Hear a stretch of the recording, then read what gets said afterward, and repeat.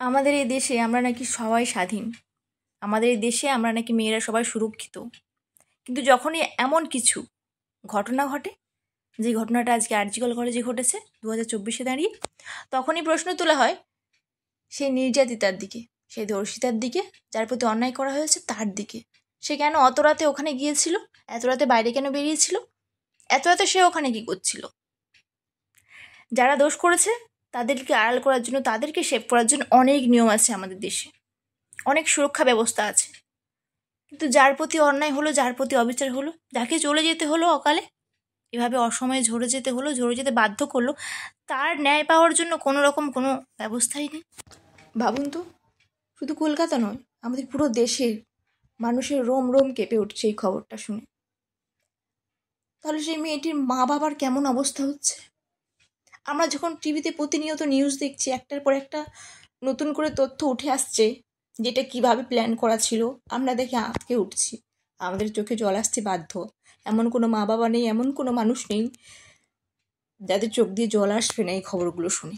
তাহলে তার মা বাবার কেমন অবস্থা হতে পারে তারা যখন জানতে পারছে যে তাদের মেয়েকে, তাদের একমাত্র সন্তানকে একটু একটু করে মারার জন্য কিভাবে প্ল্যান করা হয়েছে। সেই মা বাবা তারা আজ বেঁচে থেকেও কিন্তু মরে গিয়েছেন।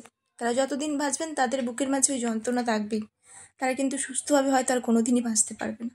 আমরা মেয়েরাই মেয়েদের শত্রু, এই কথাটা শুনেছিলাম, কিন্তু সচক্ষে প্রমাণও পেলাম আজ। কিন্তু প্রমাণটা যে এমন হবে সেটা সত্যিই খুব ভাবতে পারেন, হয়তো না প্রমাণ হলেই ভালো হতো। এক মেয়ে তার বান্ধবী যার সাথে এরকম নির্যাতন হয়েছিল, এরকম অত্যাচার হয়েছিল, তাদের সাহায্য করেছিল। আর এক মহিলা যিনি এই সমস্ত কেসটাকে চাপা দেওয়ার চেষ্টা করছেন, তিনি আমাদের রাজ্যের মাথায় বসে আছেন। তিনি 10 লক্ষ টাকা দিয়ে সমস্ত ব্যাপারটাকে শান্ত করতে চাইছেন। আচ্ছা, কেউ যদি আপনাকে বলে যে আপনার সন্তানের দাম মাত্র 10 লক্ষ টাকা, কিংবা ধরুন যদি ঘুরিয়ে বলা হয় যে আপনাকে 20 লক্ষ টাকা দিচ্ছি, কিন্তু আপনি সেই মা বাবার সন্তানকে তাদের কোলে ফিরিয়ে দিন সুস্থ অবস্থায়, আপনি পারবেন? আচ্ছা, এই সমস্ত ঘটনার পরেও যদি কোনো মেয়ের মা বাবা তারা বলে যে আমি আমার মেয়ের সন্তানকে স্কুল কলেজে পাঠাতে চাই না, বাড়ির বাইরে বের করতে চাই না, তাহলে তাদের এই চাওয়াটা কি খুব ভুল হবে? তাদের এই ভয়টা কি খুব ভুল হবে? যে কোনো পরিস্থিতিতে, যে কোনো মূল্যে দোষীদের শাস্তি চাই। আর যদি এই দেশের আইন শাস্তি দিতে না পারে, তাহলে যেই রাজপথে বিচারের জন্য মিছিল হচ্ছে, সেই রাজপথে দোষীদেরকে দিয়ে দেওয়া হোক সাধারণ মানুষের হাতে। সাধারণ মানুষ দেখিয়ে দেবে এই দেশের আইনকে যে কীভাবে দোষীদেরকে শাস্তি দেওয়া হয়।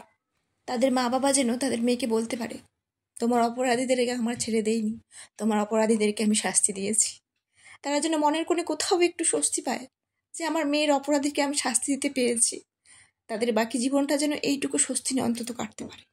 সবশেষে একটাই কথা বলবো, জাস্টিস ফর মৌমিতা, যে কোনো মূল্যে, যে কোনো দাবিতে।